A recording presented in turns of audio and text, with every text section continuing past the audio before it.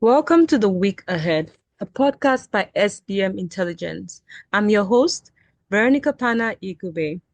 Every Friday, we explore stories that are shaping the African continent. President Bola Tinubu has appointed a new board for the NNPC, Nigeria's state oil company. Their goal is to increase oil sector investment and raise production to 2 million barrels daily by 2027. How effective will the new board be in achieving these ambitious targets? Meanwhile, 7 opposition states are suing President Tinubu over his suspension of elected officials in Rivers State, claiming its violation of the Nigerian Constitution. At the same time, suspended Senator Natasha Apoti-Uduaghan defined a government ban on rallies. What impact could these legal challenges have on Tinubu's governance?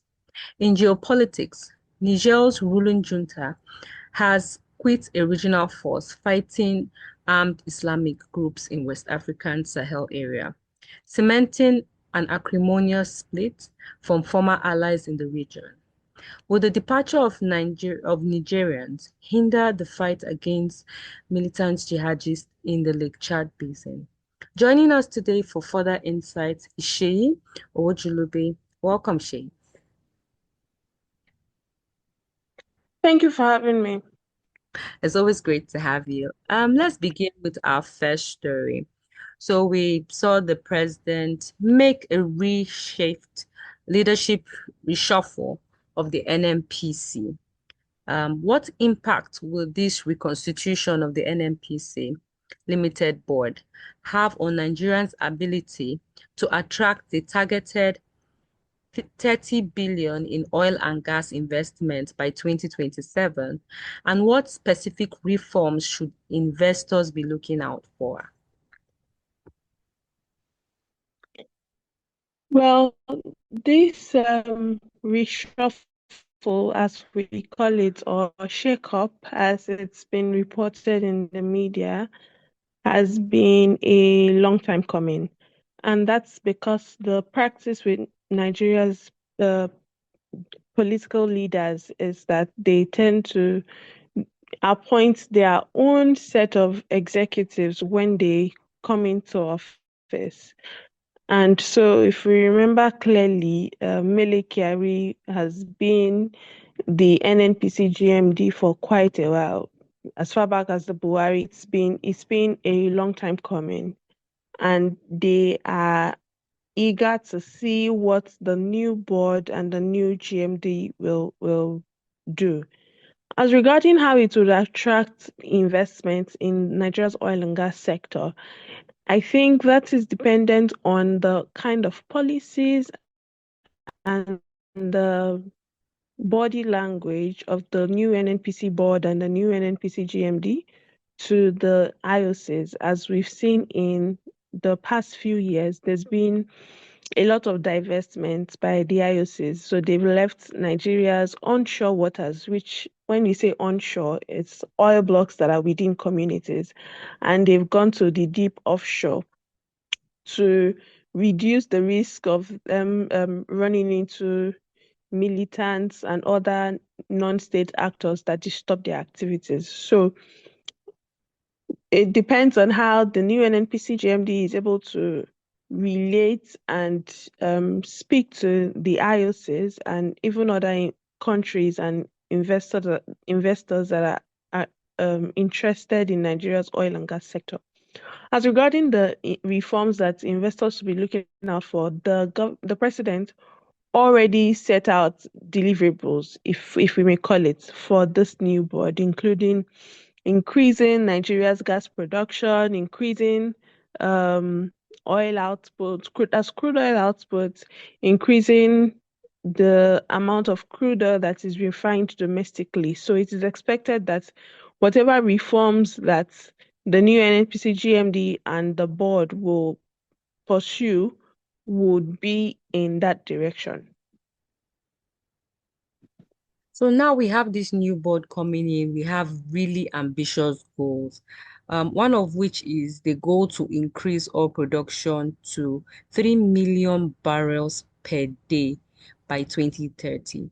What structural or operational challenge will the new leadership prioritize to address long-standing challenges in the sector, such as crude oil theft, the infrastructural decay, and regulatory bottlenecks?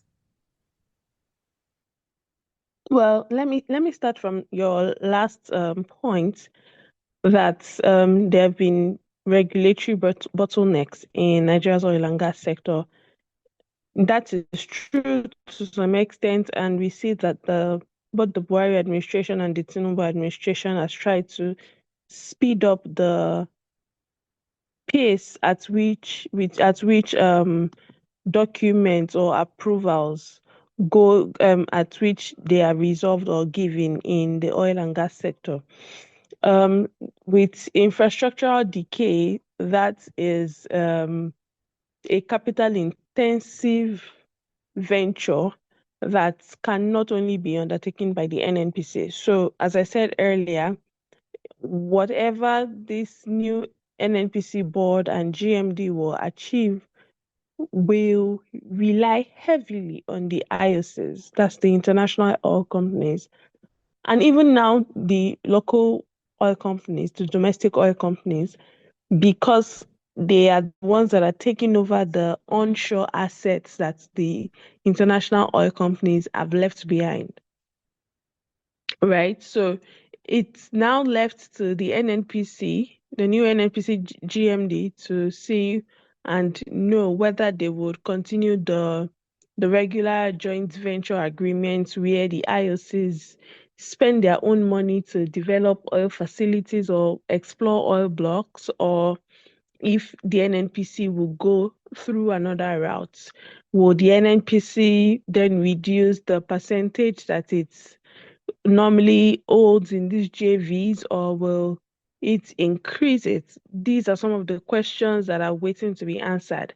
And it's the first day, should we say it's the first day in office or the early days in Early office stages, yeah. for, yes, the early days in office for the NNPC GMD. So when it settles in, then we will know what direction he will go. Already, one of the deliverables that was given to him by the president is to review the structure of the JVs. And the JVs are central and very key to Nigeria's oil production because they are the ones, it's the international oil companies that form a bulk or a heavy part of Nigeria's eventual oil output.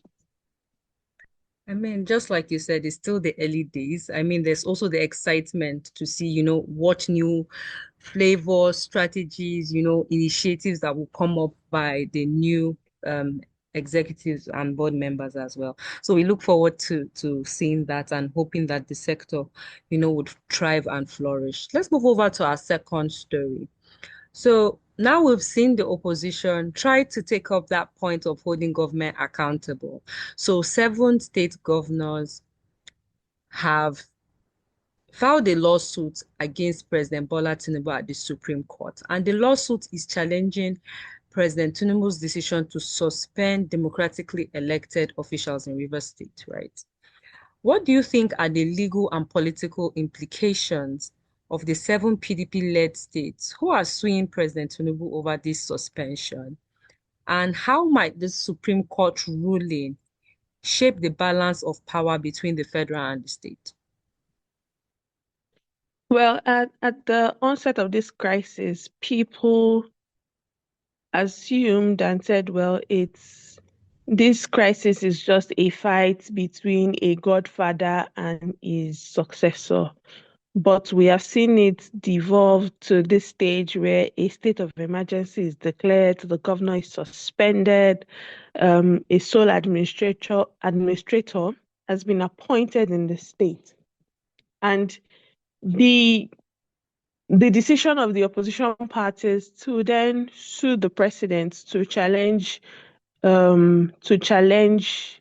his order of suspending the governor in Rivers State and other elected officials will should I say it's a test of Nigeria's democracy and the separation of powers, and to help us understand better the limits of executive power or executive authority in Nigeria. Because what these opposition parties are doing is to asking the Supreme Court to state that as President Tinubu exceeded his constitutional powers or not, and to interpret. So, and of course, we know the legislator interprets the law. So, to help them interpret what the Constitution says about whether or not the president can declare a state of emergency, what situation warrants a state of emergency, and if democratically elected officials can be suspended, right? And this concept of checks and balances is necessary in a democracy as we have in Nigeria. And so, even though the executive branch has its powers, it must always exercise its powers within the ambit of the law.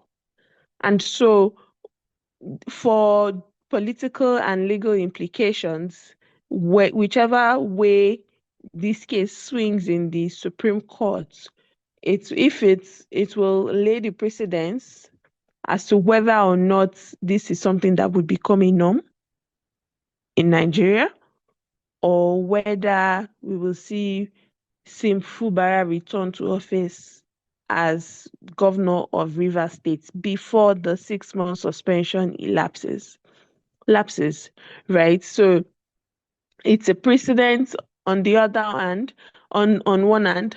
On the other hand, it's that it would probably then erode the belief and faith that people have in democracy, and it opens up Nigeria's political space to the whims, if I could say it like that, or if I could couch it like that for a lack of a better word, the whims of an executive leader or the president as to whether or not a governor or a state house of assembly should be suspended. Yeah, rightfully said. I mean, we look forward to what the decision of the Supreme Court will be in this case, because it will set precedents going forward. Let's move over to, I mean, Kogi State, where Senator Natasha, defying the rally ban in Kogi State. What does this say about the state of political freedom in Nigeria? I mean, on one hand, you have that right, the rights guaranteed by the Nigerian Constitution, freedom of association, and on the other hand, you have the state's right to protect security as well and ensure the safety of lives and property.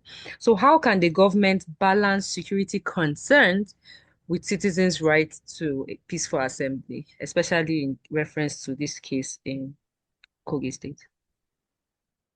As I was saying earlier with the Rivers situation, I mentioned that the outcome could affect people's faith and belief in the democratic system in Nigeria.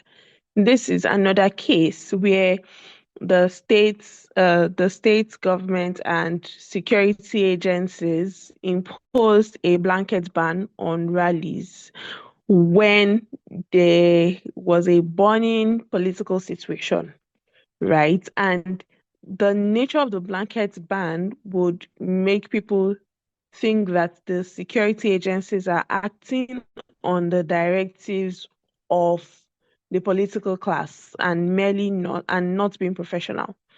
Now that would be the seed that would have implanted in some people's minds.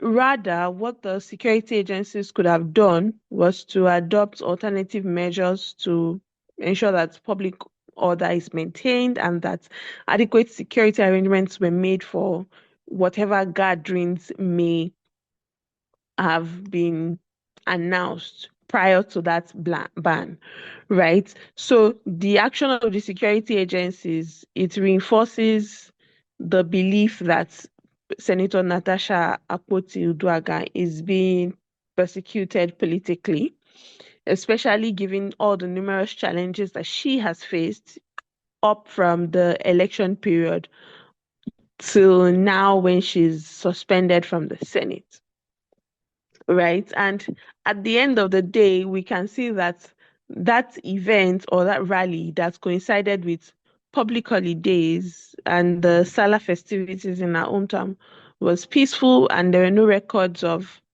record of any security breaches or disruption of public orders. And so people then begin to wonder, why did the local government chairman ban rallies and impose a curfew when there's been no prior um, cases or incidences of a breakdown of law and order, right? So these are some of the things that erode confidence in the political class, yes, in the actions of the political class and in democracy in Nigeria. Honestly, those are some of the things, because it would seem like the rally held, and it was peaceful, it was well attended, and you just saw the joy and the celebration in the faces of those who were there as well. Let's move over to our final story, where we see Niger's ruling junta has quit the regional force fighting armed Islamic groups in West Africa, Lake Chad area. This is cementing an acrimonious split from former allies in the region. In addition, we also saw the Alliance of the Sahel States, recently established pact comprising three junta states, Mali, Niger, and Burkina Faso, impose a 0.5% import duties on goods entering any of the three states from ECOWAS member states, right? So let's start with the first story. So what are the security and economic implications of Niger's withdrawal from the multinational joint task force? And how might this decision affect regional counterterrorism efforts, especially within the Lake Chad basin?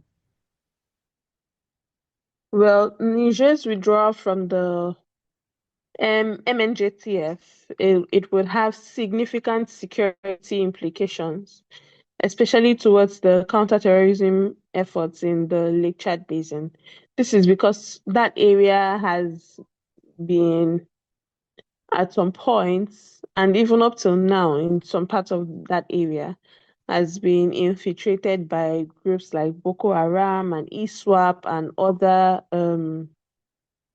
other terrorism groups, if I may call them so, right? And the MJTF, which is a coalition of countries, relies on cross-border intelligence and military coordination. So there is a framework in place to combat insurgents, but the exit of one partner will definitely weaken the coordination and that framework. And so that can create a security vacuum, if I may put it like that, especially around Nigeria's northeast, which is already susceptible to Boko Haram and ISWAP, for the insurgents to penetrate and carry out their actions. Would it might embolden these insurgent groups to explore and establish new bases and attack more communities, or go back to attack communities that they were chased out of. Let's not forget that these insurgents are not exactly strangers, so they understand the lay of the land. They know the weak points and the dark spots, or should I say the blind spots in these areas. So when the MNJTF framework collapses or weakens in their eyes, it gives them an opportunity to try and explore the blind spots and establish new bases. On the economic implications, well, the Niger administration or government, as we have it currently, has faced certain sanctions and had to redirect and reallocate resources. which could be one of the reasons that they decided to pull out of the MNJTF. And so they've had to put resources in other areas to ensure stability within their country as much as possible. So this withdrawal could then also then destabilize trade routes and economic activities between Niger and neighboring countries, including Nigeria, and lead to a surge of displaced people, in the number of displaced people. So, and that will definitely put a strain on Niger's already fragile economy that is trying to work things out.